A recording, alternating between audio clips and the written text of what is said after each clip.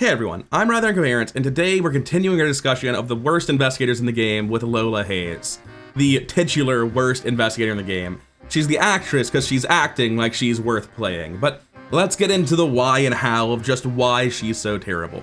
We'll start with the obvious, 3s across the board. For those of you who are newer to Arkham Horror and more forgiving of such things, you should not be. Let me introduce you to elitism. A 3 is not beating anything. Let's just take a basic investigate check, 3 book to 3 shroud. Anyone who's getting clues needs to be able to beat 3 shroud. That's like a normal, actually kind of below average location in terms of difficulty. You gotta be able to do that reliably. Even on standard, you need to be up to basically have good odds of passing. You'd like to be able to reliably get to higher numbers than that.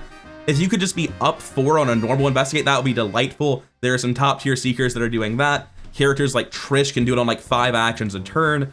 But what you have to do, bare minimum, is be up 2 on a 3 shroud location.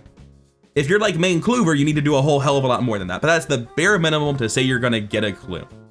That requires this to be a 5, which means that if you start off with a 3 in every stat, that does not get you, because let's be clear, that's roughly analogous to like easiest fight actions and easiest mythos stats for either stat, right? It's roughly analogous in all 3 stats. So this is not a stat line that lets you do all 4 things: head tests against the mythos, book tests for clues, fight test with fist, and foot test against the mythos equally. You're not doing all of them equally, you're failing all of them equally. Because you're 2 down from the thing you need to be aiming for as a minimal. You cannot fight with 3 fist, you cannot get clues with 3 book, and you are not safe to the mythos if all you have is 3/3 defensively and you're not doing anything else. All of these stats require help for you to be good at them. The mythos stats are the most forgivable. Tons of characters are working with a 3/3 and they use their assets and their skills to get them to workable numbers. These are not the problem. The problem is 3 in fist and 3 in book means that you have to either put a ton of work into making both work or give up 1 and make a ton of work into just 1, but then you just have a wasted stat line. It's the Joe Diamond problem, where this fist where anything else the stat line gets better and you're starting off in a hole that no other character has to deal with. That's not true, that relatively few other characters have to deal with. So the stat line is very, very bad. And in the future, I'm going to say this and let it be taken for granted. Lola Hayes gets to be the one where I go on a little rant about why 3s across the board is terrible. I think most people agree with this, but just once I need to like spell it out and make it super clear. This is not a stat line where you can do everything. This is a stat line where you can't do anything. And it takes a ton of work and giving up on something just to get 1 roll to a functional level. Now with Lola Hayes, that roll needs to be book. Why? Because you're not going to be able to fight very well. Just trust me on this. We'll talk some more about her decks in a second, but let's not worry about what the role is yet. Let's go look at her abilities and her cards, not her cards, her deck building rules. And then we'll talk about her weakness and her signature. Her ability is that she chooses a role, and then you can only play, commit, or trigger abilities, which is essentially use in any capacity, on neutral cards or cards of your role, and then once per round as a lightning bolt you get to switch roles. With the taboo, you also can action switch roles and it will not provoke attacks of opportunity. This is obviously inefficient and bad, but it's important to have this as an outlet in case you have to switch roles for your next action. Now I want to be clear, if you heard anything that was good just now, you misheard me. None of that did anything. Changing roles doesn't get clues. Being unable to play cards is only bad. Her entire card ability is a restriction. She doesn't have an ability. This actively holds her down. Because Lola Hayes was printed at a time when they were afraid of her deck building rules. She can build anything 0 to 3 with her 35 card deck, and she's required to have at least 7 cards from 3 of the different classes. So they were afraid that having access to all of this stuff simultaneously would be really broken, especially if you were like mixing and matching a lightning bolt on a seeker asset with a reaction on a rogue asset and triggering things off of another and like committing quick thinking and induction to the same test, right? They really wanted to limit just how much you could overlap these things and force you to switch between the roles, which thematically works as an actress, switching from guardian to rogue to seeker. But mechanically, it means like your cards don't all work together and you can never play all the shit in your hand at the same time. Her ability is nothing but a restriction on her card pool. The thing is, her stat line already was. We started off in the hole, And the thing that makes a lot of investigators shine, the thing that's the reason most of the investigators in S tier got to S tier, she doesn't have one. It's not like weak or subpar. It's not even nothing like Jim. This is actively detrimental. If she just didn't have a card front, she would be a better investigator. Because if all of this were blanked out, you would get to play your cards the way you want to, but you don't. Coming over to her signature cards, they are quite nice. It's a fast event that changes your role, reduces the cost of the next card you play by 3, so it's an emergency cash, and it draws a card. Essentially, this is fast e-cash 2 that commits for unexpected courage. Improvisation's very, very good.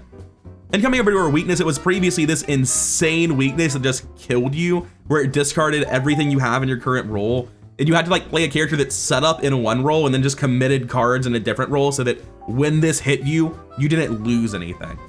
Now it just says discard 1 card in your hand or play area of your current role, which is infinitely more manageable. I really can't overstate that this makes her a much more playable character. You're open up to a lot more decisions, a lot more interesting ideas, but we're still left with this original character that had no strengths in their stat line or their ability. So like, what can you build? Like, what can you put together? Here's a basic idea. You set up book boost in yellow, and since you're setting up in yellow with these assets, maybe a deep knowledge to draw would make sense. Deduction's so strong that we'd be willing to switch roles just to play that. You set up in green as well, you get some economy there, just because like you need 7 of something, so green economy is good. You throw in a Kieran's Oboe, that makes sense. And then you predominantly play in red, Sparrow Mask or Mythos Resilience, Granny Horn to help you with that book boost. Look what I found at a crossroads, Nature of the Beast Lucky, just like stuff.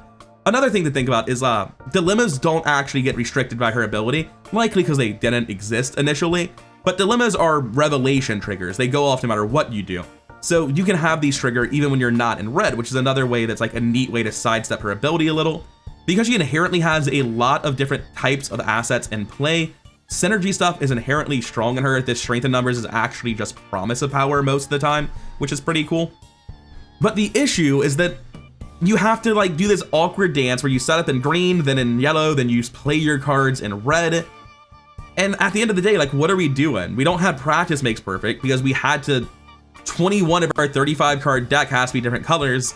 You can't get a good practice makes perfect density because even if your practice makes perfect does hit an unrelenting, you can't commit it because you're Lola. And there are ways around that. You can play around it just a little bit once you've set up, right?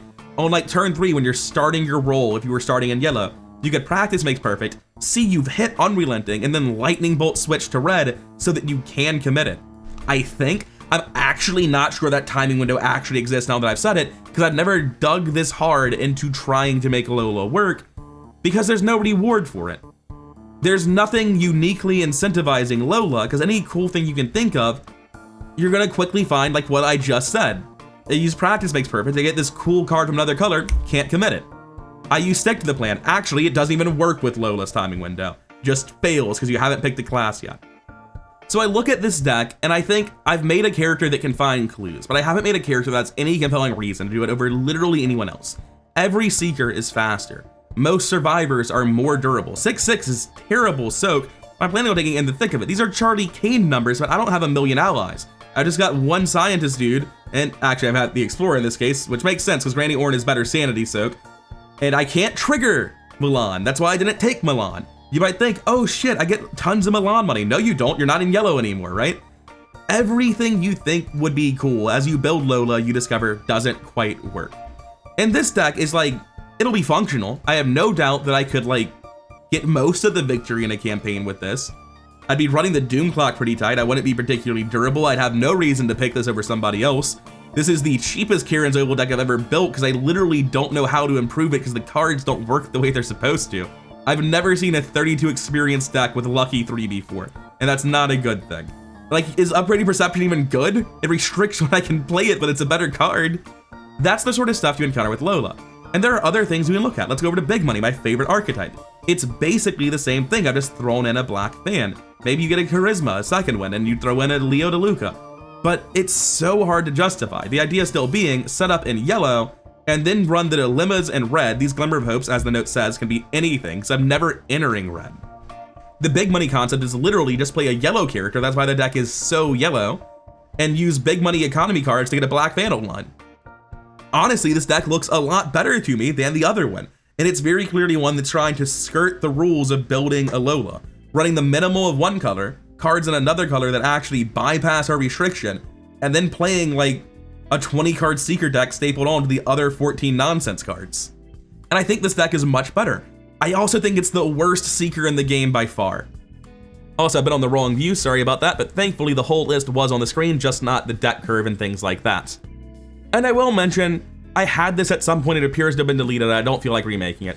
Synergy is something that's obviously cool in Lola. You can get a permanent of every color, it's fully online.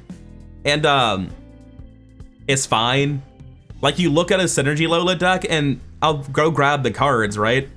The big wins are Cheat the System becoming incredible economy, Lightning Bolt gain 5, Gang Up being one of the best fight events in the game at 3 cost, which is pretty chunky, but still +5 fist for 6 damage. Even with base 3, that's 9 for 6. That's better than Flamethrower on most characters. And Call for Backup being a 1 cost event that will move, heal for 1/1, get a clue, and deal a damage to a guy. That last one's not so important most of the time. Like, these are the big all-stars of it, but as I've established, I think Lola's really just transparently better as a cluver. I don't think her economy looks tight enough that I really need to worry about something like Cheat the System. Sure, throwing in Gang Up makes her better. It lets me pick a fighter that's better at flexing and get some clues. But that's the big benefit of Synergy, is that Gang Up is incredibly strong. But it also puts more experience at the start of the deck because you're getting those cards online. All of those Synergy cards I just talked about cost experience. The permanents that you're using to get them online, some of those will cost you experience. Some of them will come with penalties like trauma on Arcane Research, right? It's not free, it comes at the cost of something else. Something like getting out of Crossroads and Nature the Beast immediately to help bypass Lola Hayes' weaknesses with things that have immediate value. This is deep knowledge. There's nothing else like this. This is like free working a hunch anywhere on the map that also discards 2 of the top 3 Mythos cards and gives the shittiest, weakest one to the person best at mitigating it. Like, these are really good cards in Lola. I don't want to delay them to get Synergy cards and permanents that aren't even really making me great at the game.